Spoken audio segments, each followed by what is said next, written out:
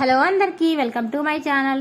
ఈరోజు వీడియోలో ఫ్రెష్గా ఊళ్ళల్లో మాత్రమే ఫ్రీగా దొరికే కూర చూపిస్తున్నానండి. ఆ కూర పేరు అయితే కొంతమంది బంకోటి కూర, కొంతమంది బంకంటి కూర అంటారు. మేమైతే బంకంటి కూర అంటాము. ఈ కూర అయితే ఇప్పుడు వర్షం పడ్డప్పుడు ఈ సీజన్లోనే మాత్రమే దొరుకుతుంది. చాలా ఫ్రెష్గా ఉంది కూర, మాత్రం సూపర్ ఉందండి. ఇది బంక ఉంటుంది కాబట్టి దీనికి బంకంటి కూర అని పేరు వచ్చినట్టుంది. ఈ కూర అయితే మా కోసం అయితే మా అత్తమ్మ పంపించింది ఊళ్ళో నుంచి.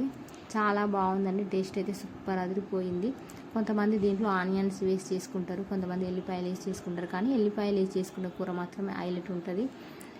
ఎలా చేద్దామో ఇప్పుడు చూద్దాం. ముందుగా కడాయి పెట్టుకొని ఆయిల్ వేసుకొని జీలకర్ర, ఆవాలు, కొంచెం మినపప్పు, శనగపప్పు వేసుకొని అవి ఫ్రై అయిన తర్వాత కచ్చాపచ్చ దంచి పెట్టుకుని ఎల్లిపాయలు వేసుకొని అవి కొంచెం ఫ్రై అయిన తర్వాత చిటికెడు పసుపు వేసుకొని ముందుగా శుభ్రంగా కడిగి పెట్టినటువంటి ఈ ఆకుల్ని వేసుకొని మగ్గపెట్టుకోవాలి. దీనిపైన మూత పెట్టకుండానే మగ్గపెట్టాలి. ఇలా కలుపుకుంటూ ఉండాలి. ఈ కూరలో అయితే కొంచెం ఆయిల్ ఎక్కువనే పడుతుంది. ఇది మొత్తం ఫ్రై అయిన తర్వాత మధ్యలో కలుపుకుంటూ ఫ్రై అయిన తర్వాత టేస్ట్కి సరిపడా కారం వేసుకోవాలి. కారం అయితే కొంచెం తక్కువనే పడుతుందండి.